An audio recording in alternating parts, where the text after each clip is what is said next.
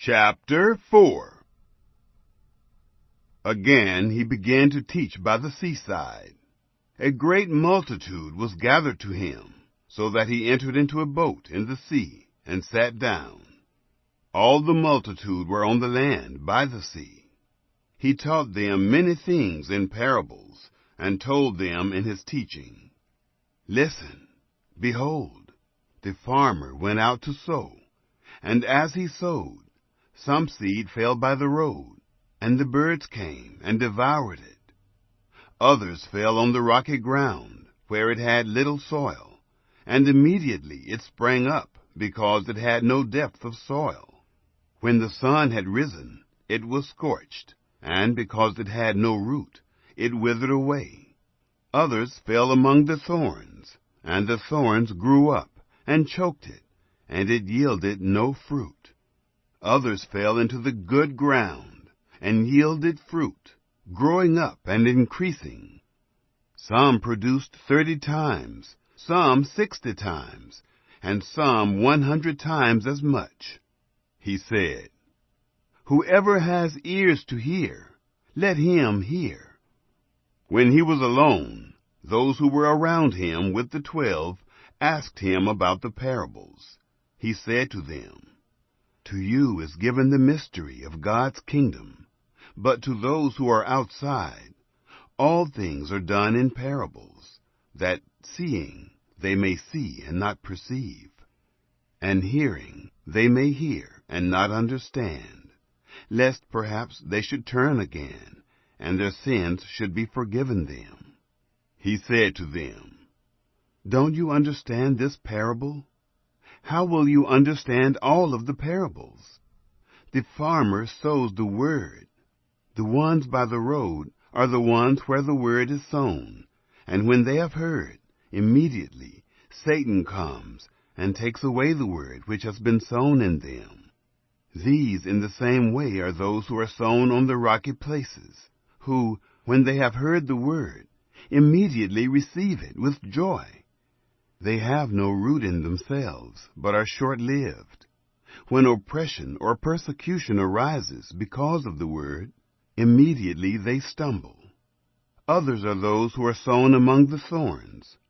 These are those who have heard the word, and the cares of this age, and the deceitfulness of riches, and the lusts of other things entering in, choke the word, and it becomes unfruitful. Those which are sown on the good ground are those who hear the word, and accept it, and bear fruit, some 30 times, some 60 times, and some 100 times. He said to them, "Is the lamp brought to be put under a basket or under a bed? Isn't it put on a stand? For there is nothing hidden, except that it should be made known. Neither was anything made secret, but that it should come to light.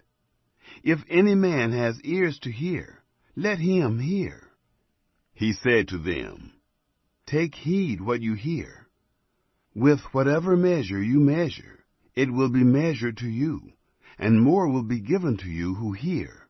For whoever has, to him more will be given, and he who doesn't have, even that which he has will be taken away from him."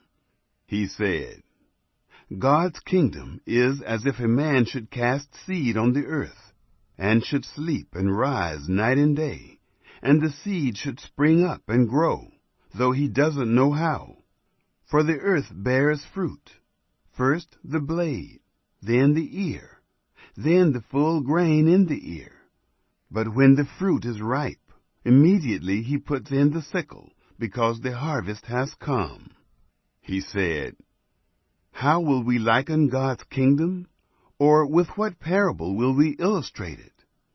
It's like a grain of mustard seed, which, when it is sown in the earth, though it is less than all the seeds that are on the earth, yet when it is sown, grows up and becomes greater than all the herbs, and puts out great branches, so that the birds of the sky can lodge under its shadow."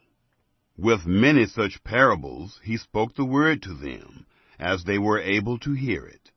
Without a parable he didn't speak to them, but privately to his own disciples he explained everything. On that day, when evening had come, he said to them, "Let's go over to the other side."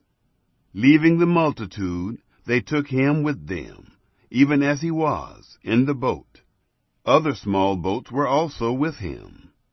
A big windstorm arose, and the waves beat into the boat, so much that the boat was already filled. He himself was in the stern, asleep on the cushion. And they woke him up and told him, "Teacher, don't you care that we are dying?" He awoke and rebuked the wind and said to the sea, "Peace, be still."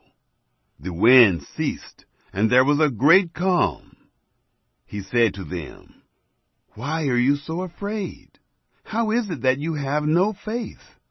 They were greatly afraid and said to one another, "Who then is this, that even the wind and the sea obey him?"